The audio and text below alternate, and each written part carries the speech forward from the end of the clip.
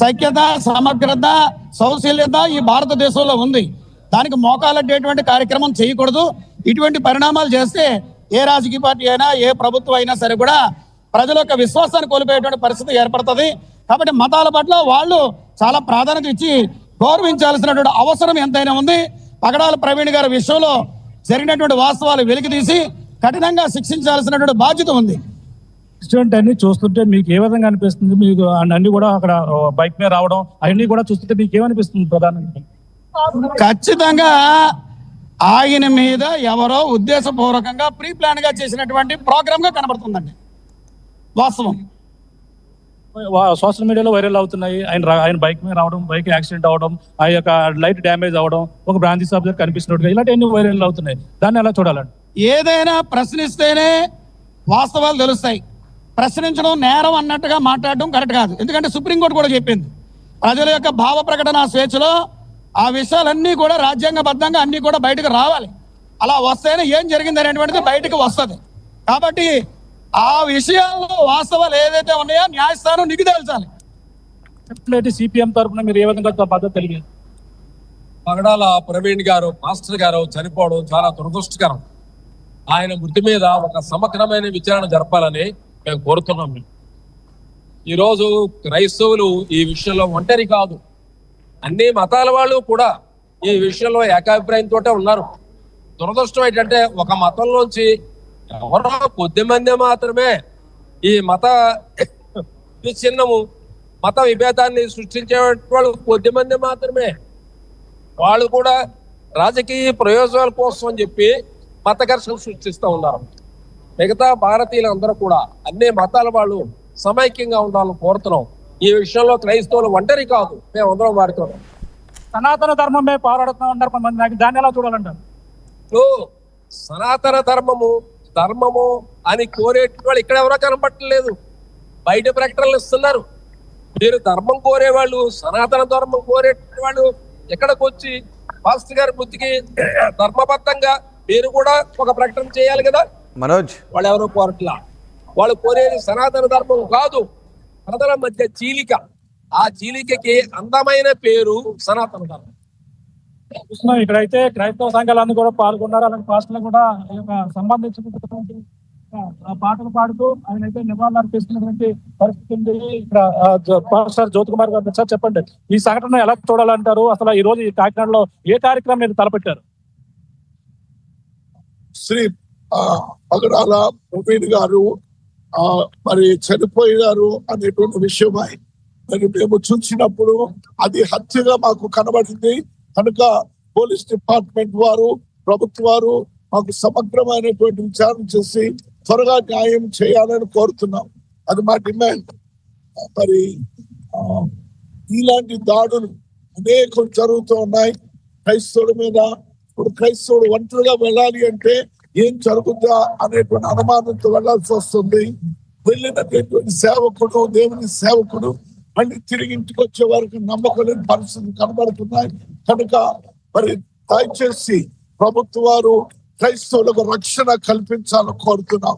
మేము ఈ దేశ క్షేమం కొరకు ప్రార్థించేవాళ్ళం, ఈ దేశ సౌభాగ్యం కొరకు పనిచేసేవాళ్ళం, మేము నెమ్మదిగా శాంతిగా ఉండేవాళ్ళం, కానీ ఎవరికి హాని చేసేవాళ్ళం కాదు.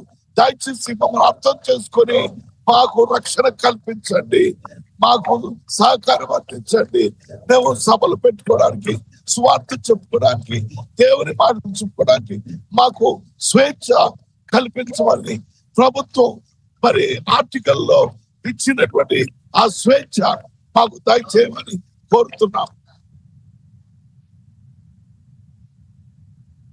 ఇప్పుడు ప్రధానంగా చూసుకుంటే పోస్ట్ మార్టం రిపోర్ట్ లేట్ అవుతుంది, ఎందుకు ఆలస్యం అవుతుందని భావిస్తున్నారు? ఇది ఒక పెద్ద ప్రశ్న, అది ఒక పెద్ద ప్రశ్నగా ఉంది. మరి దేని వలన మొన్న 29వ తారీఖున పోస్ట్ మార్టం రిపోర్ట్ ఇస్తామన్నారు. మరి ఎందువల్ల దాన్ని ఇవ్వకుండా ఆపుతున్నారో మాకు అర్థం ఉంటుంది. దయచేసి అన్ని రుజువులతో దాన్ని బయట పెట్టమని మేము కోరుతున్నాం. చెప్పండి, ఏంటి జరిగిన ఘటనపై ఎలా ఉంది, అసలు ఏమనిపిస్తుంది? జరిగిన ఘటన చూస్తే ఏమనిపిస్తుంది? తప్పకుండా ఇది అనుమానాస్పదమైన మృతిగానే ఉందండి. అనుమానాస్పదమైన మృతి మాత్రమే కాదు, ఇది కేవలం ప్రీ ప్లాన్ మర్డర్ గానే ఇది చూసినప్పుడు అందరికీ చాలా క్లియర్ గా అర్థమవుతున్నటువంటి విషయాలు. కానీ మరి ప్రభుత్వాలు కూడా సరైన రీతిలో దీనిని స్పందించి సరైన సమగ్ర న్యాయం కావాలని మీరు అందరూ కూడా కోరుకున్నారు. ఈ రోజు ఆందోళన చేయడానికి ప్రధాన కారణం ఏంటంటే అసలే నేరస్తుల్ని పట్టుకుని వాళ్ళని గురించి మొత్తం ప్రపంచానికి తెలియాలి. క్రైస్తవ సమాజం ఏ రీతిగా ఐక్యతగా ఉండి ఎవరికైనా ఒకరి కష్టం వస్తే మిగతా వాళ్ళందరూ కూడా ఎలాగా స్పందిస్తారనేది తెలియజేయాలనేటువంటిది మా ప్రాముఖ్యమైన ఉద్దేశం. ఖచ్చితంగా న్యాయం జరగాలి ప్రవీణ్ పగడాల గారికి మా ఉద్దేశం అదే. ఆయన బైక్ మీద వస్తున్నారు, బైక్ హెడ్ లైట్ లేదు, ఇవన్నీ కూడా చూస్తున్నారు. బైక్ మీద ఉన్నది ఆయన కాదా మీరు అనుకుని భావిస్తారు? చూస్తున్నట్టు ఆయన కాదన్నట్టుగానే తెలుస్తుంది సార్. ఎందుకంటే ప్రారంభించబడినప్పుడు ఆయన హైట్, ఆయనకున్న పరిస్థితి అవన్నీ నెక్స్ట్ పర్సనాలిటీ సీసీ ఫుటేజ్ లో ఉన్న పర్సనాలిటీ చూస్తున్నట్టే అది ఖచ్చితంగా ఆయన కాదన్నట్టుగానే తెలుస్తుంది సార్. ఇప్పుడు ఆయన చాలా జ్ఞానవంతుడు. హెడ్ లైట్ పోయినప్పుడు ఆయన ముందుకు వెళ్ళిపోయే పరిస్థితి అయితే మాత్రం ఎక్కడ కనబడట్లేదు. అంత అజ్ఞాని కాదు ఆయన. Is very intellectual. ఇది భారీ ఎత్తున అయితే ఇక్కడ చేరుకున్నారు. ఇక్కడ క్రైస్తవ సంబంధించినటువంటి పాస్టర్లు అలాగే ఈ యొక్క సంఘాలు సంబంధించిన నాయకులందరూ కూడా ఇక్కడ పాల్గొని ఇక్కడ ఏదైతే పాస్టర్ ప్రవీణ్ కి అయితే ఇక్కడ ప్రగాఢ సానుభూతి తెలియజేస్తూ ఆయనకైతే మద్దతుగా నిలుస్తూ యువాన్ జస్టిస్ అంటూ ఇక్కడ కాకినాడ కలెక్టరేట్ వద్ద అయితే ఆందోళన చేపట్టినటువంటి పరిస్థితి ఉంది. శాంతియుత ర్యాలీకి అయితే పిలుపునిచ్చిన నేపథ్యంలో కాకినాడ నలుమూల నుంచి కూడా క్రైస్తవ సంఘాలు, క్రైస్తవ నాయకులు కూడా భారీ ఎత్తున ఇక్కడ పాల్గొని ఇక్కడ నిరసన తెలియజేస్తున్నటువంటి పరిస్థితి కనబడుతుంది చెప్పాలి రోహిత్. ఈ రోజు ఇన్ని వేల మంది కాదు, ఇన్ని లక్షల మంది అదే సత్య సువార్త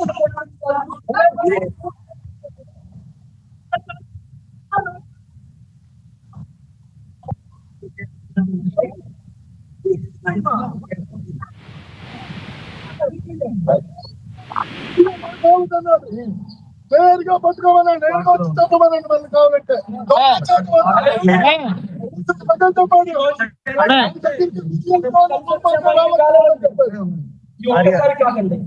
ఏదో న్యూస్ లో సోషల్ మీడియాలో వైరల్ అయినప్పుడు బయటకు రావడం కాదు, కానీ ప్రభు నామాన్ని ఎక్కడ జయాన్ని పొందుతుందో, ప్రభు నామాన్ని ఎవరైతే అవమానపడుతున్నారో వాళ్ళ మీద దాడి చేయడం గొప్పతనం కాదు, మన బలాన్ని చూపించడం గొప్పతనం కాదు, కానీ మన ప్రేమను, మన జాలిని, మన దయని చూపించే క్రీస్తు మనలో కనబడతాడు. హల్లెలూయా.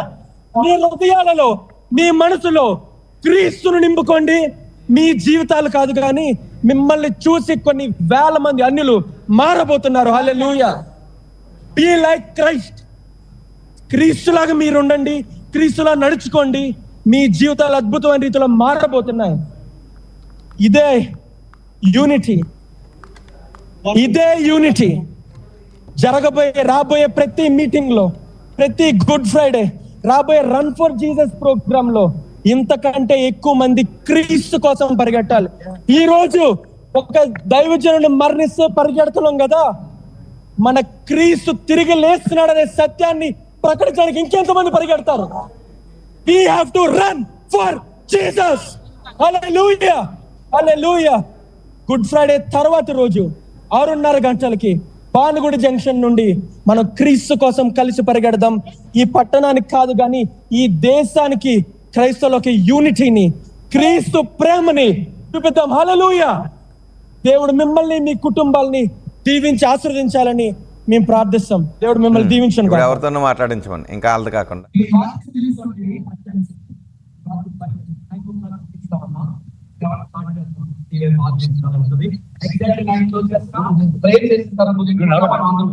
సరే అండి.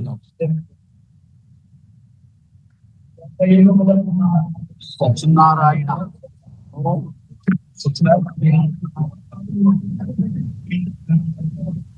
వైన్ షాప్ వీడియో ఎలా వచ్చిందండి?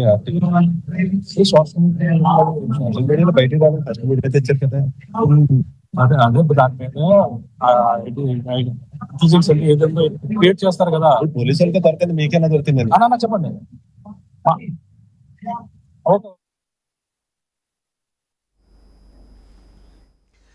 కాకినాడ కలెక్టరేట్ దగ్గరకు వేలాది మంది క్రైస్తవులు చేరుకొని శాంతియుత ర్యాలీ తీస్తున్న దృశ్యాలు మీరు చూస్తున్నారు.